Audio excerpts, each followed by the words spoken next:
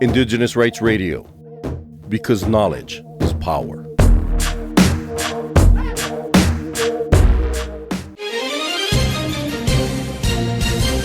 You are now listening to Cultural Survival's Global News Bulletin. Every month, Cultural Survival brings you the latest news impacting indigenous peoples across the globe.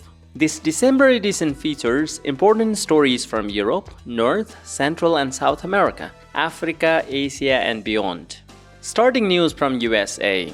Indigenous groups in the southwestern United States are successfully reviving centuries-old weather-adaptive farming techniques to promote cultural identity, self-sufficiency, and health amid increasing drought. Strategies which include waffle gardens and hillside terracing allow crops like corn and beans to thrive in the high desert by conserving scarce rainwater. Organizations such as the Traditional Native American Farmers Association and the Hopi-Tatsqua Permaculture Initiative are training new generations and expanding seed-saving efforts. Leaders like Roxane Schwentzel, who founded the Flowering Tree Permaculture Institute, stressed that this proven wisdom is crucial and replicable for arid regions globally, especially in the face of climate change.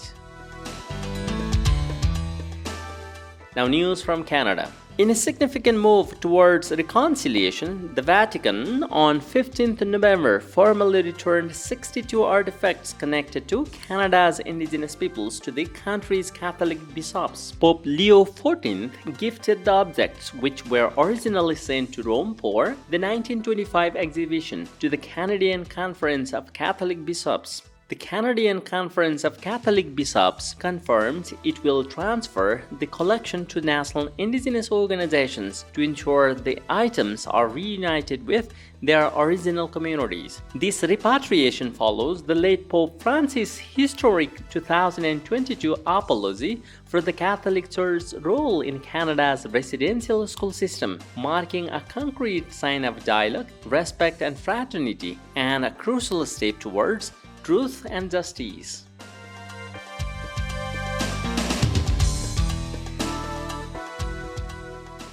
In Australia, in a historic move held as a major step towards reconciliation, the state of Victoria has formalized Australia's first ever treaty with Aboriginal people into law. Following nearly a decade of negotiations with Indigenous leaders, the accord grants First Nations peoples greater oversight on decisions affecting their lives, including healthcare, housing, and education. Victorian Premier Jacinta Allen stated a treaty marks a new chapter for the state, emphasizing that giving people a real say improves outcomes and fairness. Taking effect on December 12th, the treaty includes a formal apology and establishes a permanent representative groups, arriving 2 years after a national referendum to enshrine an Indigenous advisory body in the Constitution was narrowly rejected.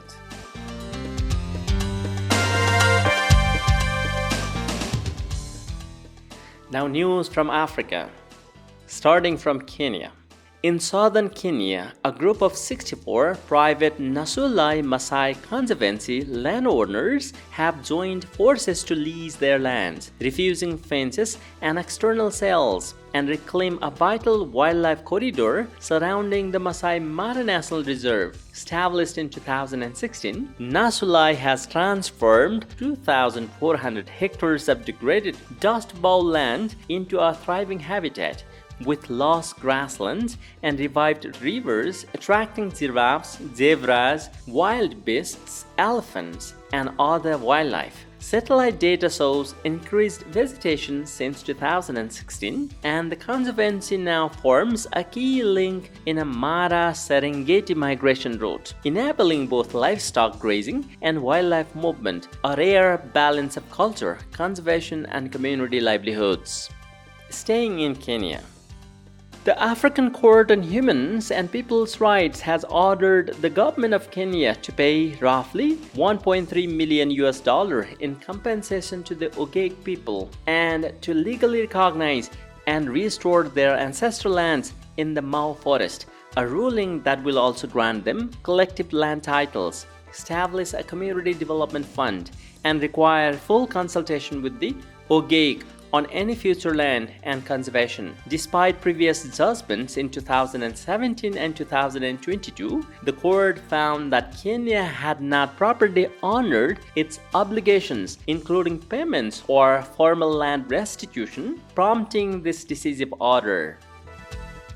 Similarly, in a milestone for cultural preservation, the first ever museum dedicated to the Samburu people's heritage was officially opened on December 6, 2025 in Sasab village within the Westgate Community Conservancy in Samburu East, Kenya. The museum, founded by longtime collector Rodia Man, houses a rich collection of traditional Samburu artifacts from beadwork, attire and tools to weapons and spiritual practice items. Its creation reflects a growing concern over cultural erosion as modern influences intensify and is seen as a vital step to safeguard Samburu identity and heritage for younger generations. During the unveiling ceremony, community leaders and young peoples alike praised the museum about ancestral customs, social life, star-based lore, and traditional healing practices. They called Kenya's other ethnic groups to follow suit, stressing that in an era of rapid change, preserving cultural roots is more important than ever. Now, news from Asia.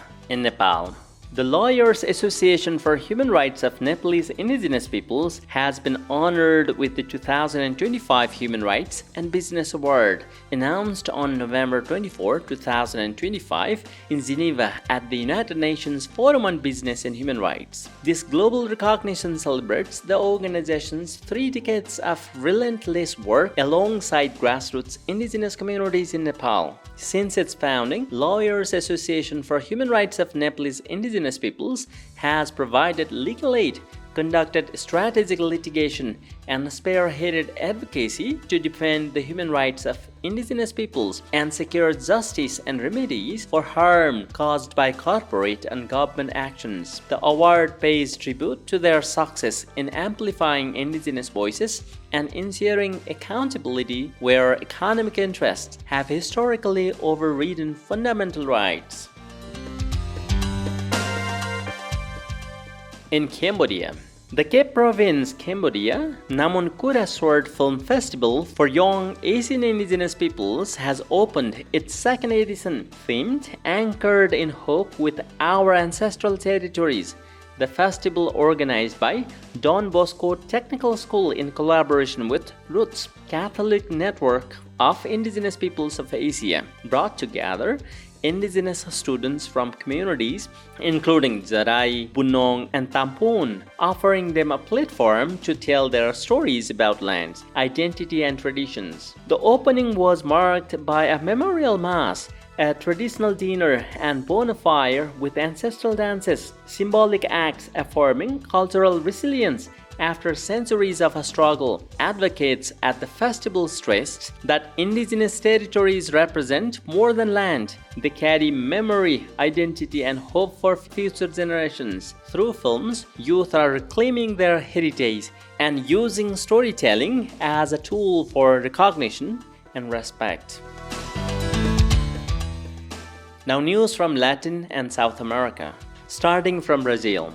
Indigenous delegates celebrated a pivotal achievement at the COP30 climate conference held in Belém, Brazil, from November 10 to 21, which featured the largest indigenous participation ever recorded. Community leaders globally succeeded in compelling negotiators to recognize indigenous land rights as a fundamental climate solution, demanding justice and better protection for forest defenders. The conference formalized significant financial and territorial commitments, including a $1.86 billion renewed funding pledge to secure 160 million hectares of land for indigenous peoples and local communities by 2030. Importantly, the newly established Tropical Forest Forever facility adopted a landmark provision ensuring at least 20% of its annual conservation payments flow directly to indigenous groups, a major step towards frontline direct financing. In Panama, Panama recently hosted the inaugural session of the Convention on Biological Diversity's subsidiary body on Article 8. This new permanent forum was established at previous COP to ensure the full and effective participation of indigenous peoples and local communities in safeguarding global biodiversity. The body's mandate is to secure equitable benefits for indigenous communities from the use of their traditional knowledge, ensure this ancestral wisdom is respected and preserved, and formally recognize them as vital guardians of the biodiversity and key players in sustainability. Its creation marks a historic advancement in democratizing environmental governance, acknowledging that successful conservation requires both nature-based solutions and the millennia-old wisdom of Earth's original inhabitants.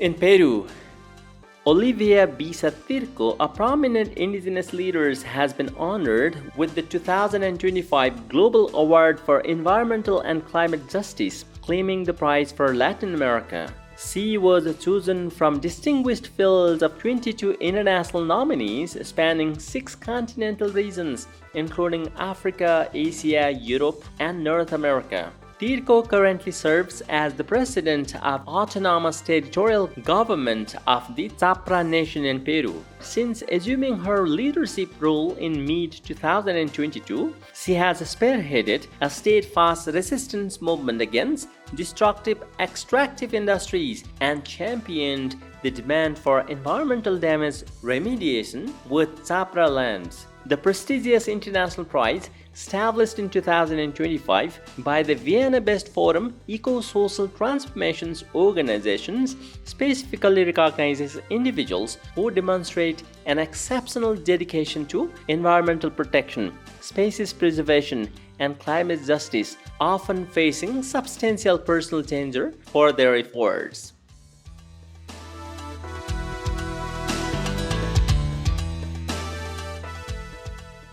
In Guatemala, under the umbrella of ethnicity and health strategy, the Pan American Health Organizations and World Health Organization hosted the regional meeting of indigenous youth of Latin America and the Caribbean. The gathering was a forum to review the existing indigenous youth health plan, focusing on strategic priorities against major burden challenges, including the climate crisis, biodiversity loss, and significant gaps in culturally appropriate health service access. A secondary goal of the summit was to build indigenous youth capacity in intercultural dialogue methods and essential health topics, encouraging local replication. This effort aims to consolidate a regional network of youth leadership dedicated to advancing the fundamental rights to health and ensuring equity across their communities.